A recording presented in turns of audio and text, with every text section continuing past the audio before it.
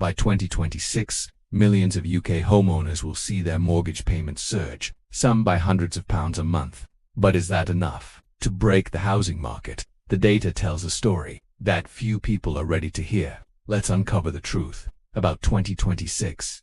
The UK housing market is standing on fragile ground. Headlines talk about a soft landing or a gentle correction, but the truth beneath the surface tells a very different story. A mix of debt stress, policy change, and economic slowdown is creating the conditions for a serious housing downturn, one that could fully unfold by 2026.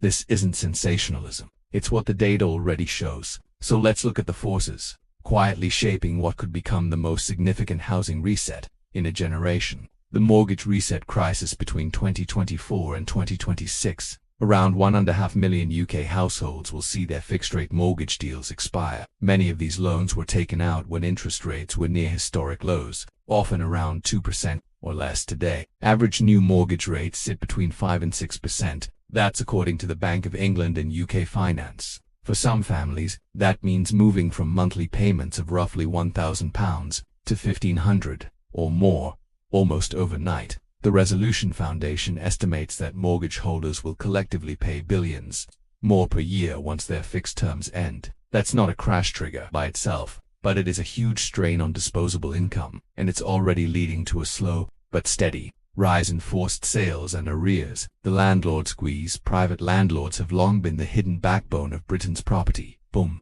but tax and policy changes have sharply reduced their margins. Since 2020, investors can no longer fully deduct mortgage interest from rental income. High-rate taxpayers now pay more on property profits. Combine that with higher mortgage rates, stricter energy efficiency rules, and talk of increased capital gains tax, and many landlords are quietly selling. Surveys from the National Residential Landlords Association show that around 1 in 3 landlords plan to reduce their portfolios by 2026.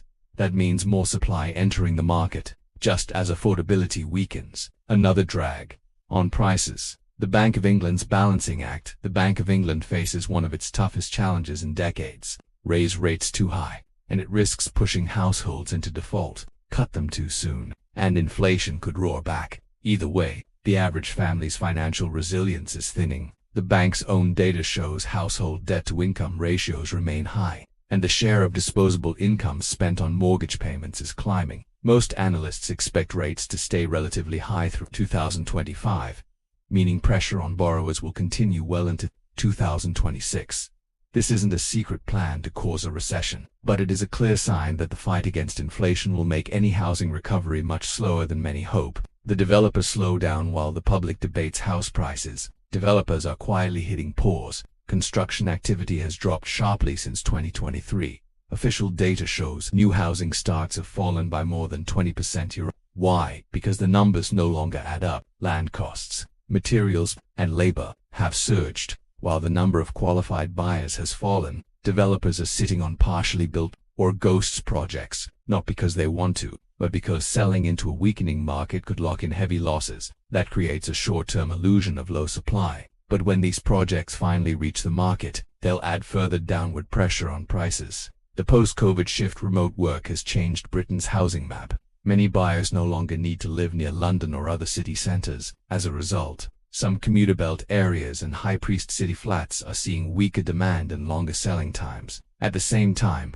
the race for space in the regions is cooling. Higher rates are limiting budgets. It's a structural shift still playing out, and it's reshaping how value is distributed across the country. The Royal Institution of Chartered Surveyors reports that demand in some prime London postcodes remains subdued, while activity in smaller towns has leveled off. The market is fragmenting, and that is what makes it so fragile. Foreign investment and the sterling strain for years. Foreign buyers helped set the top end of the UK market, but that dynamic is changing. With global interest rates higher and the pound still volatile, international investors are less confident in UK property. Reports from Hamptons and Knight Frank show foreign purchases in central London are near multi-year lows. This doesn't mean a mass sell, but it does remove a major price support at the top. And when luxury prices soften, they create a valuation drag that ripples through the rest of the market. The generational challenge. Even if prices fall 10 to 15%, first-time buyers may still struggle to benefit. Stricter affordability tests,